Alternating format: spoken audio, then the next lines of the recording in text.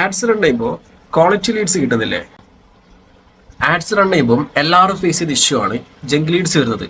Junk Leeds തന്നെ other languages, age differences, അതുപോലെ തന്നെ ലൊക്കേഷൻ ബേസിസ് ഇഷ്യൂസ്. ഇത് എങ്ങനെ സോർട്ട് ഔട്ട് ചെയ്യാം എന്നുള്ള കുറച്ച് കാര്യങ്ങൾ ഞാൻ ഇവിടെ പറഞ്ഞുതരാം. നമ്മൾ ലൊക്കേഷൻസ് ആഡ് ചെയ്യുമ്പോൾ ലൊക്കേഷൻ ആയിട്ട് കൊടുക്കാതെ പിൻ കോഡ്സ് ആയിട്ട് ആഡ് ചെയ്യാം.